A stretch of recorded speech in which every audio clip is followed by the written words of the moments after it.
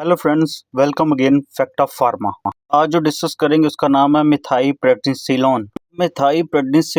Prednisolone क्या है?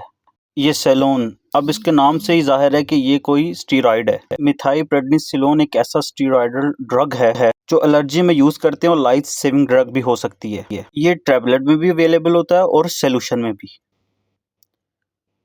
Doses में देखें तो 2 mg, 4 mg, 8 mg, 16 mg और 32 mg टैबलेट में। इंजेक्शन में देखें तो 20 mg, 40 mg, 80 mg। अब पाउडर ऑफ इंजेक्शन में देखें तो 40 mg, 125 mg, 500 mg, 1 ग्राम और 2 ग्राम में अवेलेबल है। अब क्लिनिकल यूज में main thing that is allergical condition. जिन लोगों को सीवियर काइंड ऑफ एलर्जी हो जाती है वो इस तरह की ड्रग का स्टीरॉयड का इस्तेमाल करते हैं जो एलर्जी को ख़त्म कर देती है। तो आप डिफरेंट रेशो में इस ड्रग को यूज़ करते हैं। अब बिफोर द ब्रेकफास्ट 4 mg की ले लेना टैबलेट और after dinner 8 mg at bed time.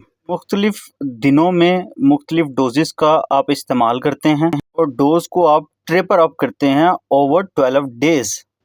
ठीक है, तो इसको स्पेसिफिकली एलर्जिस कंडीशन में इस्तेमाल किया जाता है। अब एक और कंडीशन जैसे कि acute exacerbation of multiple sclerosis.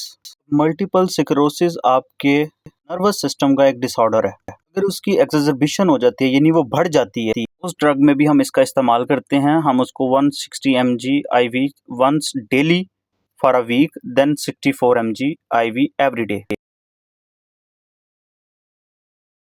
जैसे डेक्सामेथासोन इसमें इस्तेमाल की जाती है, इसमें ये ड्रग भी इफेक्टिव साबित हो सकती है। साइड इफेक्ट की बात करें तो हर ड्रग के साइड इफेक्ट होते हैं, लेकिन ये तो स्टीरॉयड है तो इसके तो वैसे ही साइड इफेक्ट हो सकते हैं। तो इसके साइड इफेक्ट में nausea, vomiting, heartburn, headache, dizziness, trouble sleeping, appetite changing, increase sweating, acne में occur. If any of these effects persist or worsen मतलब अगर ये बढ़ जाते हैं तो फौरी तौर पे अपने फार्मासिस्ट या डॉक्टर से रब्ता करें। Remember that medication has been prescribed because your doctor has been judged that the benefit is greater than risk of side effect.